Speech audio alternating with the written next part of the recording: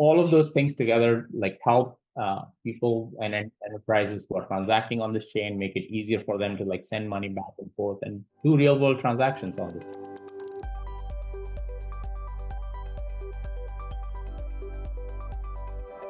Today, Circle introduced ARC, a blockchain for stablecoin finance. Joining me to talk more about it is Nikhil Shandhak, Chief Product and Technology Officer at Circle. Nikhil, welcome. Thanks, Kristen. Happy to be here. It's great to have you here today. Walk us through what ARC is. ARC is a open layer one blockchain from Circle, and it is built for stablecoin finance. So let me get into a little bit of background as to why we built ARC. As you can tell, like we are at a moment in the evolution of Circle, in the evolution of this broader industry, and as we see this evolution happening over the next few years, it felt like we needed like specialized global infrastructure to help bring all of these real world assets on chain, figure out a performant chain that can solve for real world use cases, figure out complicated things like privacy that have been asked from enterprises who are looking to bring these assets on chain. And then doing it all in a simple manner, right? So I think like if you're using existing public blockchain infrastructure, there's a lot to understand. You have to understand validators, you have to understand gas, you have to have a way of paying fees using native tokens, and then they have a problem with accounting treatment. If you're a company that's trying to just do a transaction on public chains, like what do you do with like the tokens that have like that have volatility on your accounting book? So there's just so many problems that prevent all of these assets and all of these use cases from coming on chain. And so our point of view is like, look, we're going to go build this like layer one infrastructure. It's going to be open. It's going to be available to developers. It's going to be available to enterprises all around the world. And we think we can sort of expand the ecosystem and bring a ton of innovation to this space. What gap is ARC filling in this blockchain ecosystem? Yeah, so I think a simple way, maybe I'll start with an example. Let's say I'm a company and you have a company and I want to send you 100 USDC, and I want to do it just for this. In this example, we'll use Ethereum as an example. I'll have to have a wallet, you need to have a wallet, and I need to have Ethereum tokens. So I can't just pay the gas in USDC. So the first thing we do is we figure out a way to make it so that I don't have to have Ethereum to actually pay you to send you the money. So that makes USDC as gas. That's step one. Second, if I want to make a payment to you and I want to keep it confidential, and it is very difficult. Right? So I think like the one of the things that ARC solves is says like, look, you and I can transact. It'll be known to the world that you and I are transacting, but we can keep the amount of the transaction confidential. And in the future, we will be able to do more in terms of like the types of confidentiality and privacy that we can do. The third thing we want to do is make sure that that we can do the transaction really fast. Like if you are selling me something and I'm sending you the money, there should be no risk that the transaction gets reversed. So we offer that settlement finality. And so the last thing we want to do is make sure that you and I can transact speedily. So like if I send you the money, it's available to you in less than a second. And so we have an architecture that guarantees like transactions in less than a second. What would you say makes ARC different, and why now?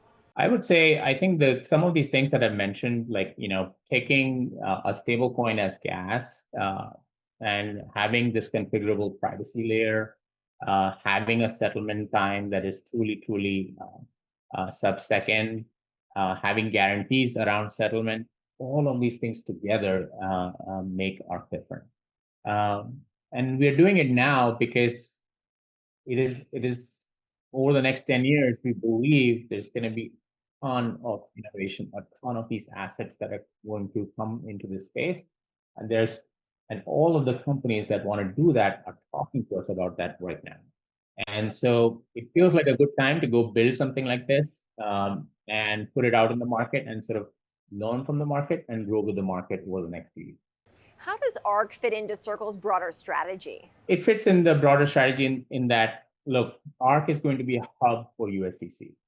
There's going to be a lot of USDC on ARC, and we have the ability to move that USDC to any application on any chain instantaneously. So this fits within our multi-chain strategy. USDC is on over 20 chains today. We will keep expanding the number of chains USDC is on, and as they connect to the Circle network, they will benefit from like the liquidity, the on-off ramps, and the infrastructure that is created on ARC. So in our mind, we are growing the broader ecosystem by on-ramping a bunch of like new companies on this infrastructure, and then connecting them to all these chains through our stablecoin network.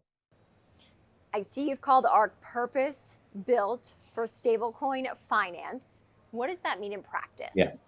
Yeah, in practice, it means like instant finality. It means native FX markets because look, we love USDC, but the whole world runs on different kinds of currencies and like has and needs FX for like the world to trade and the world to settle trade across the board. So we have a built-in FX engine. We have the ability to do privacy. We have the ability to do capital market settlement and tokenized collateral. All of these things essentially become part of stablecoin finance, and like all of that can be done on ARC. What more can you share about the performance specs? Yeah, so I think I'd say two things. One is performance is sub-second, so we expect the performance to be at about like 350 milliseconds to settle the transaction. We expect initially in the early days for the chain to carry 3,000 transactions per second, which is pretty performant based on the state of the art in the market right now.